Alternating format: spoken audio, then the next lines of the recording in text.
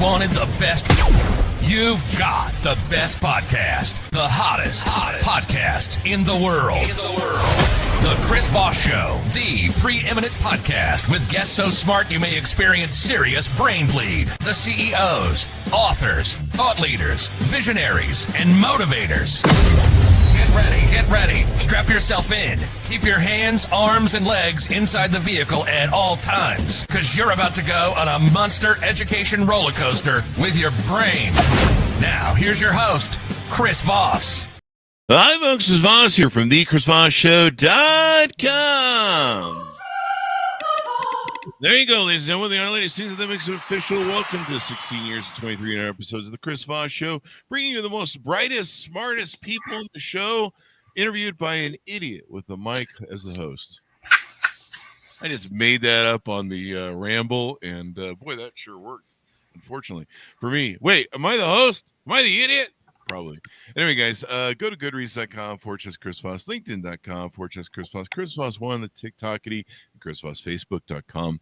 And I can just wrap this up beautifully by saying, you know, the great thing about this show is I may be the idiot, but you're not as the audience, because you guys are smart enough to tune in and listen to the most brightest minds that come with you to share their stories of life, their cathartic moments, their journeys, and how you can live your life better.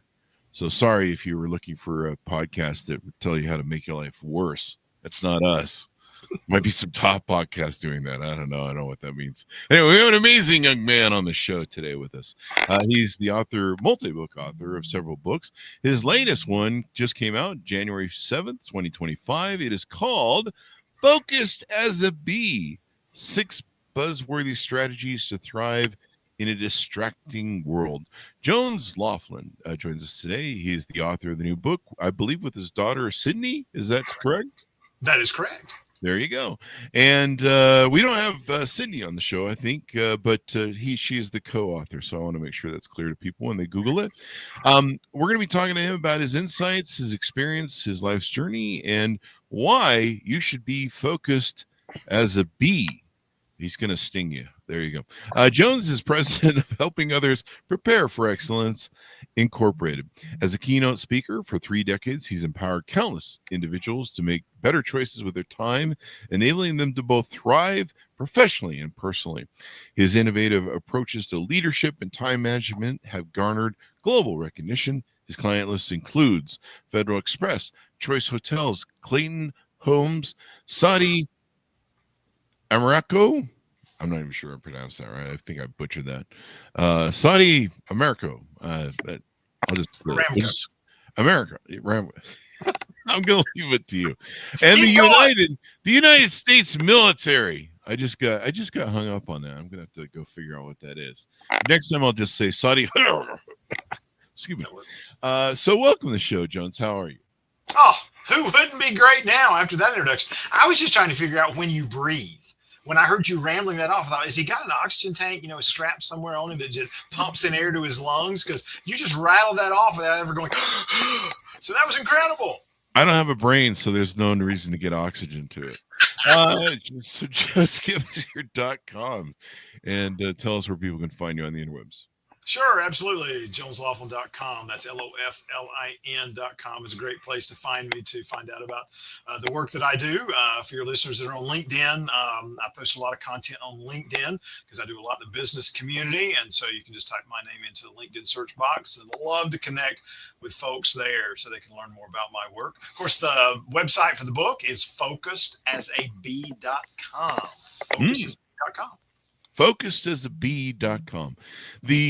So give us a 30,000 overview. What's in this new book? Sure, absolutely. Subtitle says it best. It's how to stay focused in a distracting world. We take principles. I say we because, yes, my daughter, Sydney, wrote this book with me. We take principles from the world of honeybees and beekeeping that people can apply to their own lives to make sure that what they say is important is actually getting done. Mm-hmm. There you go. Get done. So what is the give us it's a I don't know if an allegory, metaphor is the right words, but I flunked second grade. So basically give us the story of this young lady that's in the book. Sure, absolutely. The young lady's name is Sydney. I'll explain more about that in a moment, other than the fact that she's my daughter. But Sydney's a young professional who finds that she's just not moving things forward, whether it be in her job or whether it be in her personal life. She just feels stuck in the status quo, and she's moving from one thing to another. And one Saturday morning, she happens to look outside her window and sees a swarm of bees who have taken light on a fence in her backyard, which is something common here in my part of the world. In fact, I was catching some bee swarms just a couple weeks ago.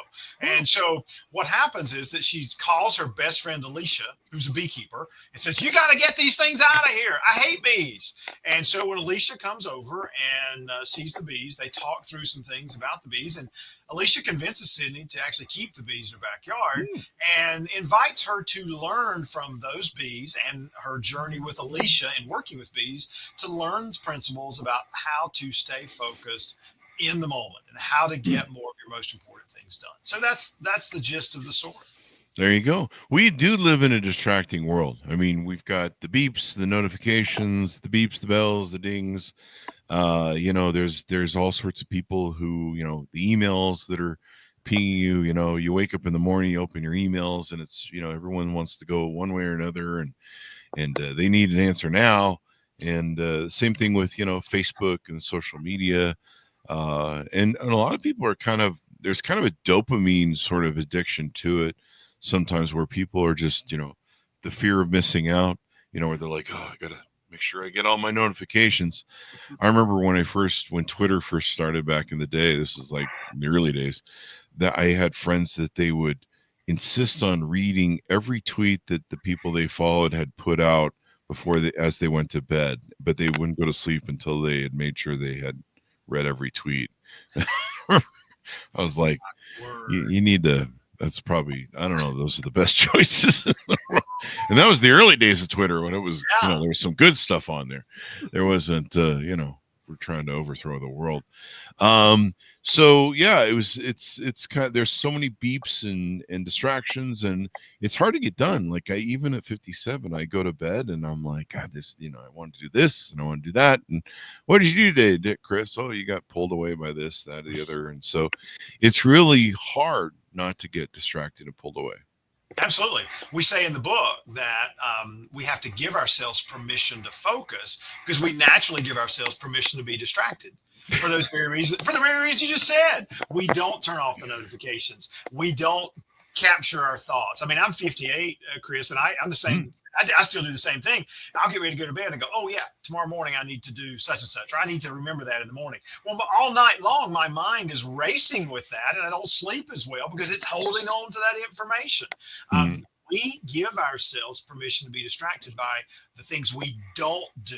And so the book gives 6 ways, if you will, to give yourself permission to focus, how to, be present in the moment, how to not be pulled by, distractions all the time. And you have 6 principles that you use in the book. Buzzworthy strategies is how they're built. Can you tease a couple out to us? Absolutely. The first one, it is really, focus is the capstone, but the one that I think just critical is the permission to prioritize. If you think about it, we spend our days carelessly going, everything's a priority. Well, if everything's a priority, say it with me, audience, nothing's a priority. Nothing's a priority. Yeah, that's a good point. We have to do that. Why are honeybees an example of that? Honeybees are an example of that because every action they take is aligned with the outcomes they want, both individually and as a hive, which is a healthy hive, a thriving colony, if you will. And so every action they take, we've been beekeepers for 6 years. And so I can watch any action a bee takes. And if I think about it long enough, I'll go, okay, I know why that bee is doing that, because it's going to contribute to this, it's going to contribute to this, which is going to help make that colony healthy. Compare that to our days, Chris. On a scale of 1 to 10, I can't say that every one of my activities every day is a 10, is completely aligned with my priorities. I mean, can you imagine somebody going, oh yeah, I had as a goal today, I want to doom scroll for 10 minutes on my phone, Doom scroll. Yeah, Yeah, no one has got that on their vision board, I think. Yeah, that's it. Yeah, nobody's got it on the vision board. Look at me. So permission to prioritize is one. Another one that's I think is really important is permission to be unavailable. And we can unpack that one more a little bit later, but we're so available that we're inaccessible to what's really important. We're available to our inner thoughts. We're available to the environment around us. We're available to other people, and it just limits our ability to be effective. Yeah, it's those other people that are the problem. They always want things, eh? Yeah, absolutely. Always wanting them things, and they want time, and they want energy, and I tell my wife and kids, look, I'll be with you when you turn 18. Anyway, the wife and kids. Wow, that joke kind of backfired a little bit. But I am in Utah, so there's that. There's a Utah joke in there too. Yeah. That's one of my favorite people in the world lives in Utah. Well, two now, Chris. Oh, dude. Todd Music, who's my co-author from Juggling Elephants, give a shout out. He's in Sandy, Utah. So Todd will look forward to hearing the show and going, Sandy. Oh, look, another Utah. Yeah, I grew up. My father was in subcontracting work, and we built Sandy. Pretty much. Yeah. Anyway, let's talk about your journey through life. You've done a lot of things with your life. You're a speaker. You go on stages. You've written. I think this is your 5th book. Tell us about your journey through life. What was the things that shaped you when you were young and starting out, and got you to here? And then I believe at some point you own bees, right? Absolutely. Yeah. Okay. I think we currently have about 8 hives. Oh, wow. That we are taking care of. Yeah. I love the way you asked that question, Chris, about what shaped my life. And of course, I had to start with my parents. I had incredible parents who really instilled with me the value of hard work, of being, a servant leader to others. And so I'm eternally grateful for that. And then for me, your listeners are going to find this funny is that, I grew up an only child. So that really shaped me. They're like, oh, that explains it. Everything. Everything. But I did. And so, I found, and the other thing was I was an overweight only child. And so I found that, I would try to make people laugh or get people interested or say something interesting to get people's attention, because as an only child, you don't have brothers or sisters and you want to try to be the center of attention and those things. So that's the early days. And after high school, I thought I wanted to become a teacher. I was actually an agriculture teacher, horticulture teacher, if you will, and taught for a few years. Met my amazing wife, Lisa, of soon to be 35 years in June. And then started teaching, said, I think I want to try something different. So went into speaking, training, and development. In 2000, had one of the big things that shaped me in my life, and that is when somebody handed me a book entitled Who Moved My Cheese? Now, for your listeners who are 35 and under, they're going, what? Yes, there was a book entitled Who Moved My Cheese? It was a parable about how to, become better aware of change around you. Book changed my work in life because I saw some opportunity for my own growth. And so I was involved with that book as a trainer for a few years, along with doing my own thing. And that led to shaping me into the other books I've written. Juggling Elephants, Always Growing, and then now, of course, Focused as a Bee. So that's what's gotten me here. That's not who I am. Who I am, is the husband to Lisa, the dad of 2 perfect daughters, and 1 really cool son-in-law. So. There you go. And so how long did you have the bees before it kind of struck you to create this sort of analogy with the book? Absolutely. We got our bees in 2019. And we kept them. We're miserable beekeepers. I'm telling you, first year, Chris, we lost the whole hive. I mean, it just because we didn't know how to manage them well, even though we were asking some questions, things. But then we've gotten better. We learned from our mistakes, and so we've been beekeepers about 6 years. Wow. And probably into about the 2nd year of beekeeping, we started going, these creatures are amazing. Because you can go to a beehive. Now you get me excited. You go to a beehive and you take the lid off, and you would think they would all just come, flying out after you. And a couple will, because it's their one job. They're soldier bees, protect the hive. But most of the rest of the hive just kind of goes, yeah, it's a giant. Just ripped our roof off. Back to work. They're so focused on what they know needs to be done. There you go. And so that's one of the things that really connected with us. And so then it was just a journey of, okay, what does that mean for us? because I think it's really important that you live what you write about in a book like this. And so Cindy and I started, talking about some ideas and different things. And eventually said, you know what, I think there's a book here. And that led us to what is now Focused as a Bee. Yeah. I like your other title too. Juggling Elephants.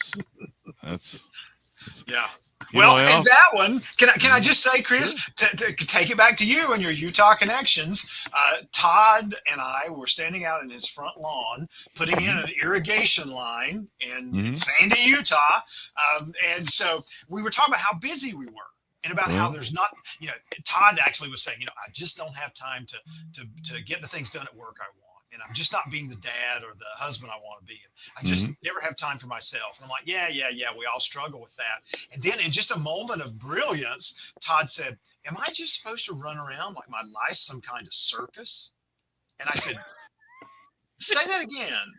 And he said, like a circus. I'm like, what would it look like if you managed your working life like it's a circus? And we went into his house and we sat down, we didn't draw it out on a napkin. I wish we had, but it was an 8.5 by 11 sheet of paper. We started, diagramming some things out. What does that look like? What would it mean to be the ringmaster of your circus? And so, yeah, that's where that came from, was our own experiences, and then coming up with the idea of, well, what would it look like to manage a circus? The idea for Juggling Elephants is that when you're trying to get everything done, it's like juggling elephants. It's impossible.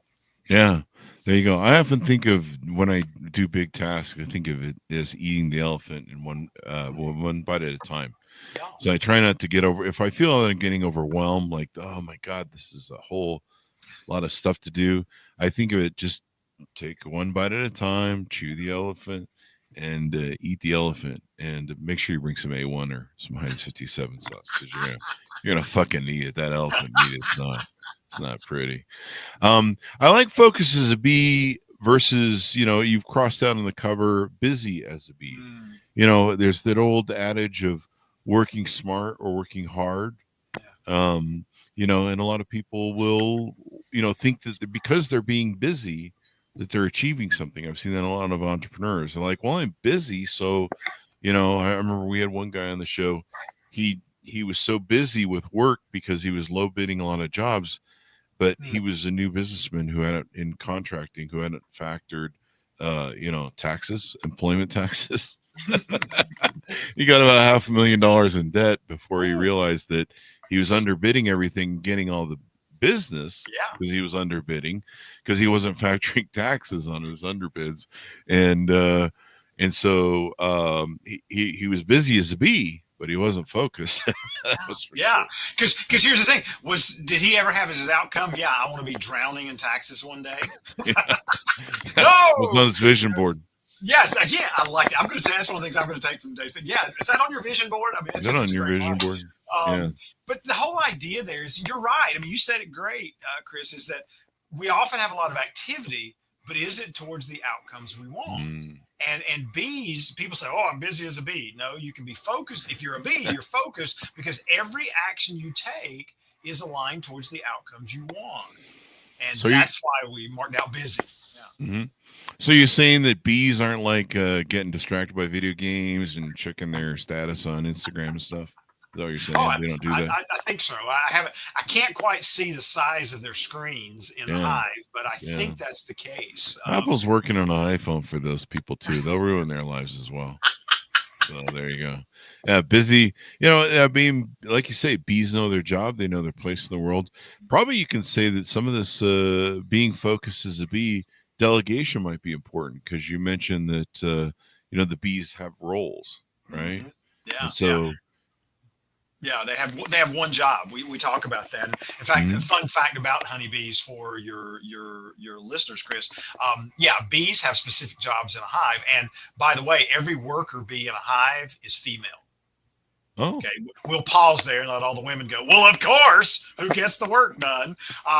The male's role in a hive is one thing, and that is, if a new queen is hatched out, well, she needs to, be able to lay fertile eggs, so he needs to be available for her to help help her to get pregnant. And that's the only purpose of a drone bee. And so they eat and they mate. And now the males in the audience are going, yeah, hold on. In the fall of the year, to conserve resources, the worker bees kick out the drone bees. Wow. So yeah, be careful when we think about what do we want to be. The whole idea of this one job, though, of having one job, that's a critical part of delegation. What is my one job? And if I'm doing somebody else's one job, if I'm doing responsibilities that somebody else really ought to be doing, I need to find ways to delegate either all or part of that to them so that they're doing what's most contributory to the success of the hive, whether that hive is a family or a business or an organization, and so that I can get my one job done based on my roles, responsibilities, the priorities, the needs of the moment. Mm-hmm. There you go. It's we need focus time. One of the things I found was my audience has heard this story a lot. One of the things I found a year or two ago was in the morning, instead of opening the email and the text messages is getting pulled like everywhere all at once, I get up in the morning, I have my coffee, I go out and sit with my dogs in the yard, start my circadian rhythms, get my vitamin D, and I just try and start my morning with peace instead of the madness before I jump into it all. And I'll usually read Marcus Aurelius or some sort of Stoic random passages. I just open up the books usually and just kind of see where that sort of what am I doing? I forget what it's called, but basically looking for some sort of randomness in the universe to come at me and go, hey, here's something you might want to hear today. A little not intuition, but a little inspiration sort of thing. Yeah. And so having that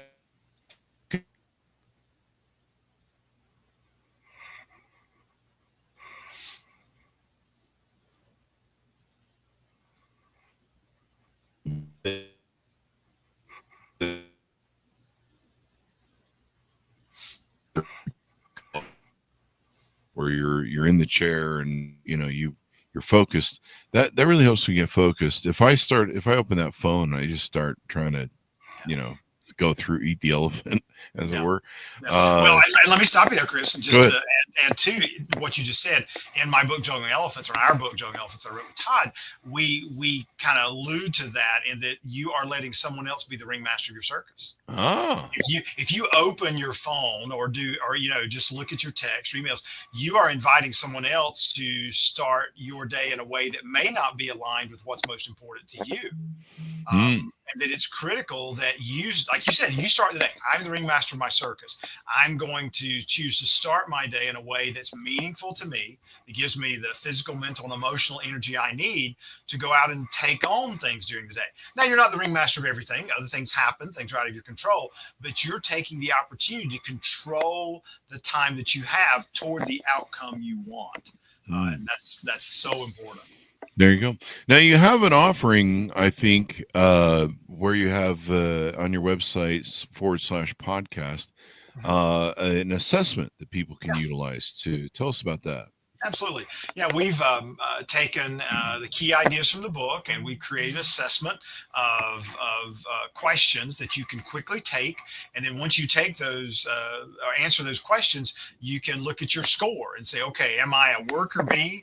Am I a wandering bee? And you can kind of see what are those areas where you could focus on improving to get better at using your time more effectively. So yeah, they can get that at jonesloflin.com/podcast. There you go. And it's got a whole assessment of questions that you can reflect on and ask yourself.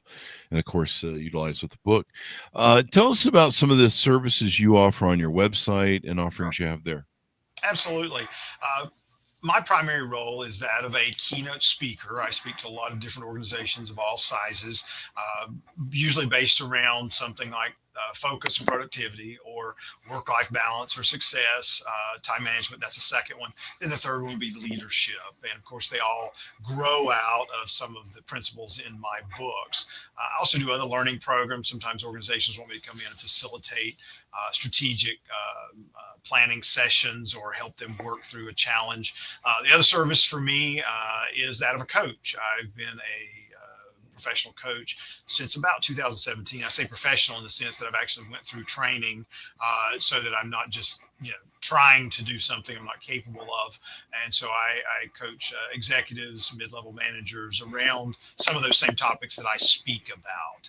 So those would be my key services, along with the books that are available at my website or, of course, at Amazon and other places. Juggling elephants. I like that's going to stick with me. I'm going to remember that. So what do executives that want to work with you for coaching and stuff, is there a minimum sort of thing that you require? Is there only certain people you work with? Maybe a financial, success thing that they have to have? Like some people will only work with companies that are maybe smaller, mid-size, or large, Right. et cetera, et cetera. All right. I typically find that people come to me, whether it be for coaching or for organizationally, by topic. They've got, I was talking to a client last week who's got a national sales meeting coming up, and he said, Jones, the challenge for my people is that they just have no work-life balance. Now, let me just time out. There is no balance in life. It's all about being in the right ring at the right moment, as we say in Juggling Elephants. But work-life balance is a term we use to identify a host of other challenges, just like we say, hand me a Kleenex when we mean a tissue. To me, it's a placeholder term. So work-life balance. So anyway, he said, our people are just really struggling with work-life balance. Would you come in and help us, develop some better strategies and plans on how to get to those other areas of our life? We call them rings in Juggling Elephants. So, it really, people come to me by topic more than size of the organization. I try to find creative ways of making things work for an organization. I had an organization recently that just was so small that they couldn't bring me in for an on-site keynote, but they bought books, and I'm going to do a virtual presentation for them after they finish reading it. Awesome. And so yeah, my goal is not to put a stumbling block for folks, but is to find some way that they can leverage something I have to make better choices with their time, whether that be through reading, speaking, or coaching. There you go. Anything coming up? Any retreats, events you want to promote, future books, et cetera, et cetera? Let's start with the future books. The answer is no, not right now, because I am, and true to the book's message, focused as a bee. My goal is to get awareness out about this book, to develop tools around it. We're going to have more advanced assessments like the one that's at the website right now. But that's where I'm at with it. I want to make sure I'm not dividing my attention, diluting my effectiveness by already thinking about other books. Do I have some plans? Sure, but that's not where I want my attention to be right now. One of the things I'm excited about is the opportunity in a few weeks to be at the Choice Hotels convention in Las Vegas, Nevada. And I love the folks who are in hospitality. Hello to all my hospitality listeners out there. Choice Hotels has chosen me for, I think this will be my 13th year, to come out and work with their people around time management, around work-life balance, and leadership. And I'm just honored that they continue to find value in my work. Now, Chris, you're saying, do you go do the same thing every year? No, that's the beautiful part, is that it challenges me to come up with fresh new content every year to be able to deliver those people, to help them go back and do an amazing job of leading and managing those properties across the country and other countries for travelers like me and you when we visit their hotels. There you go. There you go. So as we go out, give people a final pitch to onboard with you, reach out, how they can reach out, get to know you better, and utilize your services, buy the book, et cetera, et cetera. Absolutely. Thank you. Yeah, I think a great place to start, as you said, is jonesloflin.com/podcast for resources related to our time together today. Of course, my website, jonesloflin.com, is a good place to start. There's a button in the top right. They can click to contact me directly so that I can get in touch with them more efficiently.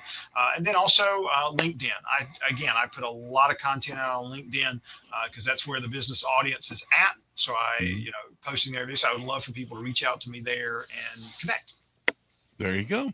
Well, it's been fun to have you on the show, Jones, and wonderful. People should definitely pick up your book. And, we all need as much focus help as you can. I get to the end of every day and I'm like, God, I just have done so much more.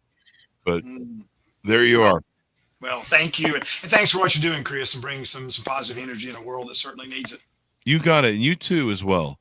Thanks, Jones. Order of the book, folks, wherever fine books are sold. It is entitled Focused as a Bee, 6 Buzzworthy Strategies to Thrive in a Distracting World. Out January 7th, 2025. For our audience, go to goodreads.com/Chris Voss, LinkedIn.com/Chris Voss, Chris Voss1 on the TikTok, and Chris Voss Facebook.com. Thanks for tuning in. Be good to each other. Stay safe. We'll see you next time.